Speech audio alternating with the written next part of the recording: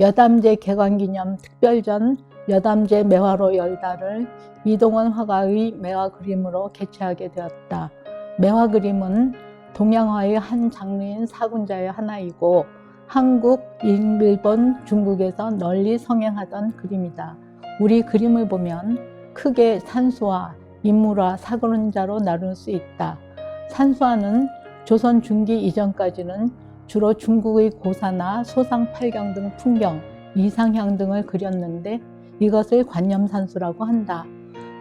그 대표로는 안견의 몽유도원도를 들 수 있는데 안평대군이 무릉도원으로 가는 꿈을 꾸고 그것을 화가인 화원의 안견으로 하여금 그리게 하였다. 이 그림은 현실 세계로부터 동굴을 지나면서 이상향인 무릉도원에 가서 그 풍광을 그린 것으로 지금은 일본의 덴리 대학이 소장하고 있고 일본의 국보로 지정되어 있는 작품이다. 반면에 진경산수는 조선 중기 이후 나타나는 그림으로 우리나라 경치를 실제 가서 보고 스케치하여 그린 것으로 강세황, 특히 겸재정선이 꼽히게 된다. 그의 대표작으로는 국보 216호인 인왕제색도와 217호 금강전도가 있다. 인물화를 보면 어진, 공신상, 자화상 등이 있다. 조선 왕실에서는 시험을 통해 화원을 선발하는데 이들은 중인 계급으로 도화서에서 일하며 장례, 제례, 의례, 의장 등 왕실의 중요한 행사들을 기록하는 의궤를 제작한다. 의궤는 3,895권이 넘으며 유네스코 세계유산에 등재되어 있다.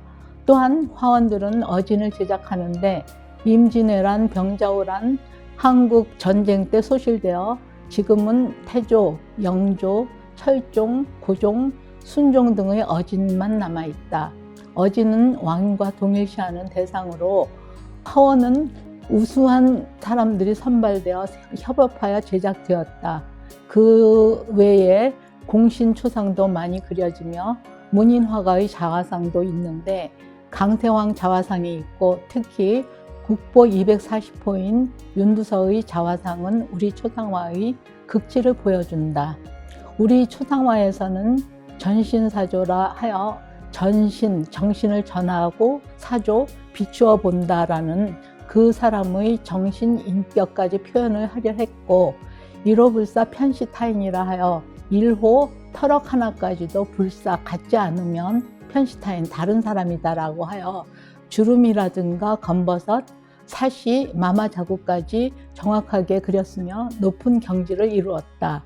초상화가로는 이명기가 유명하며 그는 김홍도와 동시대의 화원으로 그가 그린 초상화 중 5점이 보물로 지정되어 있다.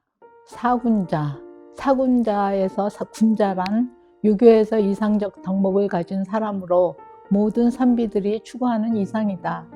우리나라는 유교 중에서도 형이상학적이고 대의 명분, 윤리 통치 규범을 중시하는 성리학이 발달하여 개인의 수행이나 수양으로서 사군자를 많이 그리고 얼마나 글을 많이 읽었느냐는 문자향과 서원기를 강조했다.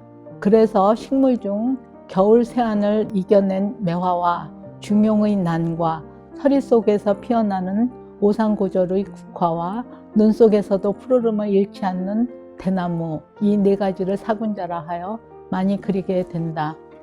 난초는 잎의 빼어난 기품과 은은한 향기 때문에 특히 문인 화가들이 좋아하는데 추사의 부리설난도와 대원군의 석파란이 유명하다. 추사의 부리설난도는 한 방향으로 꺾인 난잎에 꽃은 반대 방향으로 그려 균형을 잡았다. 그리는 추사는 난초는 3번 꺾어야 한다는 삼절법을 강조하고 그리는 법은 예서에 가까우니 특히 문자향과 서원기가 있어야 한다고 강조를 하였다. 서리 속에 피어나는 국화는 인고의 상징으로 동진의 시인 도연명은 특히 국화를 좋아하여 응가하는 선비를 상징하게 되었다. 극화 중에서 특히 노란 황국은 순수한 대지의 색을 상징한다 하여 가장 중시되었으며 일찍 심어도 늦게 피어나는 대기만성의 군자의 덕과 동일시하였다. 국화무늬는 백자, 청자 등 독자기에 많이 그려 넣었는데 국보 114호 청자상감 모란국화문 과형병과 국보 294호 청화백자 철사진사 국화문병이 유명하다. 대나무는 원래 죽순을 먹기도 하고 집 뒤에 심어 바람을 막아주기도 하는 이로운 식물인데 우리나라에서는 그보다는 고든 줄기에서 느껴지는 절개의 상징으로 문인들이 가장 좋아했다. 그리고 도와서 화원을 뽑는 시험에서도 묵죽이 가장 배점이 커서 화원들도 많이 그렸다. 중국의 서예가 왕휘지는 대나무 없는 곳에서는 하루도 살 수 없다고 했으며 우리나라의 왕족 화가인 이정, 자하신위, 유적장이 묵죽의 삼절로 꼽히며 특히 난과 죽은 서예와 같은 그 필획으로 여겨지는 경향이 있다. 당나라의 시인 맹호연의 파교 신매도 등 탐매와 남송의 인포의 일화가 유명하다. 우리나라 조선 중기 이전 대표적인 매화 그림을 그린 사람으로 문인화가 어몽룡이 있다. 그의 월매도를 보면 간결한 구도와 굳게 뻗은 줄기로 압축적으로 매화의 특성과 서정적인 분위기를 나타낸다. 조선 후기에는 조희룡이 매화를 잘 그렸는데 그는 여왕 화가로서 추사의 제자이다. 문인 위주의 시서와 일체론에서 손기술의 단련을 주장하였고 전문 예술가의 길을 가고 트게 되었다. 당시에는 상업의 발달로 화려한 화조화가 유행하였는데 그래서 그도 홍매를 많이 그리게 되고 특히 그의 홍매 대련은 용비늘 같은 고목등걸과 수많은 붉은 꽃이 온몸의 길을 불꽃같이 뿜어내는 것으로 보인다. 그리고 19세기 여왕 화가들에 의해 매화 서옥도가 많이 그려지게 되는데 고산에 응거한 인포를 그리거나 아니면 자신을 그 인포에 비유하여 그렸다. 특히 전기의 매화 초옥도가 유명하다. 매화 일화, 당의 맹호연이 눈 속에 핀 매화를 찾으러 다니는 파교 신매도에서부터 비롯 이를 표현한 많은 탐매도가 그려진다. 또한 남송의 인포는 고산에 응거해 살면서 매화를 아내 삼고 학을 아들 삼아 살면서 사슴목에 술주전자를 매달아 심부름을 시켰다고 한다. 우리나라의 첫 매화도는 왕건 무덤에 그려진 벽화가 있다고 하며 중국과 달리 한겨울에 피는 동매는 거의 없어 화분에 매화를 심어 온실에 키웠고 그것이 여의치 않은 사람은 하나밖에 없는 이불을 매화분에 내어줬다는 그런 일화도 있다. 또한 밀랍을 이용하여 매화나무를 만들어 사시사철 매화를 즐기기도 했다고 한다.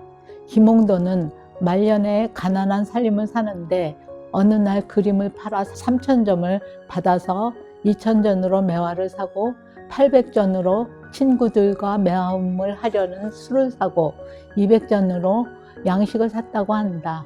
또 조희룡은 매화 병풍을 둘러놓고 자고 매화씨가 씌어있는 벼루를 사용하고 매화 서옥이 그려진 먹을 사용하고 매화차를 마시며 매화시 100편을 지을 예정으로 사는 곳의 편액을 매화 백영루라고 지었다고 한다. 매화 일화에서 가장 백미는 대학자 이황과 관기 두양의 이야기로 문중에 전해져 내려오며 소설가 정비석으로 인해 유명해지고 최인호의 책에도 나온다.